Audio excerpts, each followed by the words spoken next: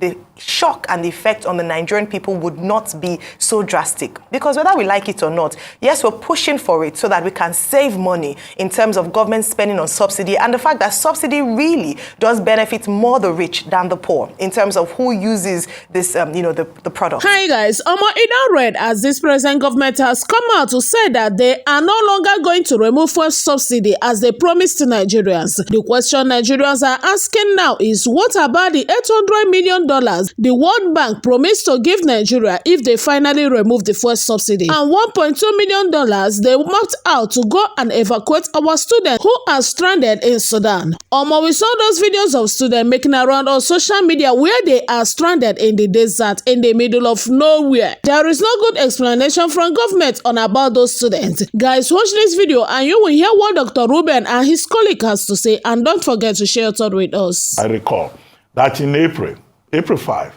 or thereabouts, this same Minister of Finance, Zainab Ahmed, came forward and said Nigeria had secured $800 million from the World Bank for post-subsidy removal palliatives to address the interests of the poor and the vulnerable.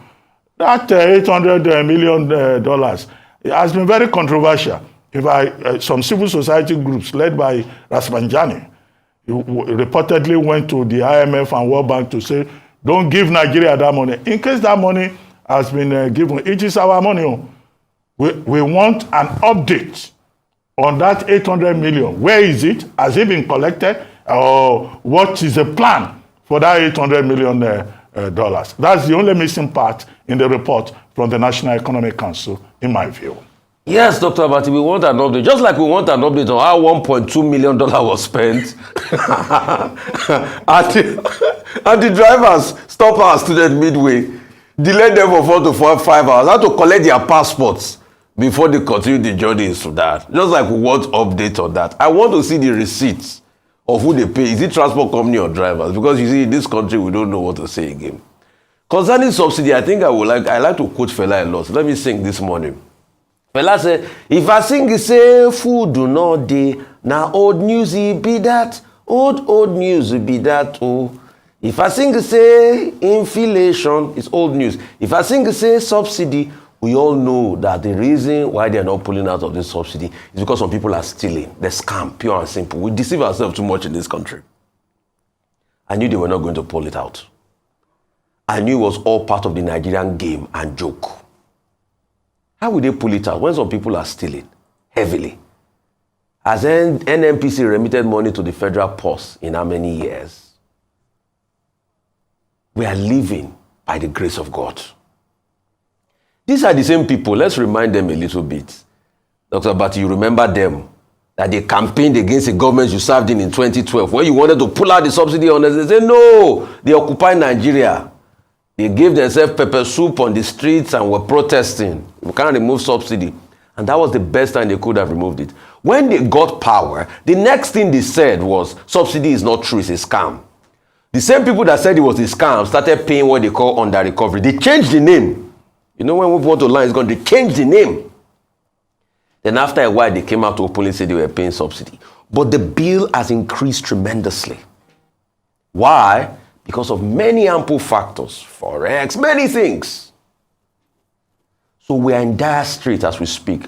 But despite this, because it suits their own interests, they want to continue with the corruption. That's why today we have a lot of opaqueness. So finally, when we signed the PIA to be able to open the petroleum sector to a lot of opportunity, they still close it because it's about their own personal corruption. That's it, pure and simple. These are the same people that came to tell us that, oh, they have pulled out subsidy during Kachiku. You remember when international price of crude went so down that it was even pretty close to $1 per liter, per barrel or thereabouts. That prices went down in this country to about 160 something or 130 something naira. They said, oh, we are fully deregulated. So the lies are so much that we don't know what to believe again in this country. Two things I knew. I knew they were not going to pull out subsidy because they would not want the new incoming administration feel unpopular. But the question is, with the administration coming in, have the political will to pull it out? It's a campaign promise. And I had said on this show many times that I will support any administration that's ready to pull out subsidy because it's a corruption cesspit and pit of hell, of corruption, that this country's wealth is being frittered away by just few people.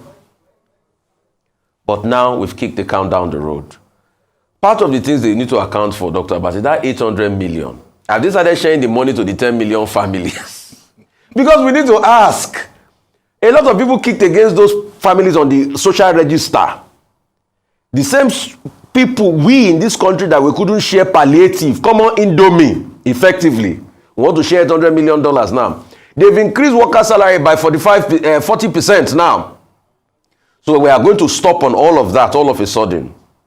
This minister, poor her, and I feel for her. Madam Minister, I feel for you. Because I know it's not you. I know it's people that are pulling strings at the back. I feel for you if you are watching me this morning. You remember how you came out to announce that subsidy has to go the last year? The people at the back told you don't try it. So they've made you eat your word on 2-3 occasions now. They are making you look like the bad person. But if you know in Nigeria, you know. If it didn't day, it didn't day. So we keep deceiving ourselves and we keep kicking the can down the road. Until we have the political will to do what is right, Nigeria will not move forward. And this subsidy issue has become very political and is fast becoming old news. Since the Yom Kippur Wars, the first time we brought about subsidy was the Yom Kippur Wars, to be able to address the shortfalls in 73, 74 occasioned by the Yom Kippur Wars that made crude oil prices rise from $3 per barrel to about $10, $12 per barrel. And since then, it has opened an array for people to be able to eat, chop. And you see, where people are chopping too much in this country, they don't tell themselves the truth. And the funny thing is that despite how much they've eaten from Nigeria, they've eaten Nigeria dry. They are even eating the bone now. They don't care. They will call it Ashame Egu.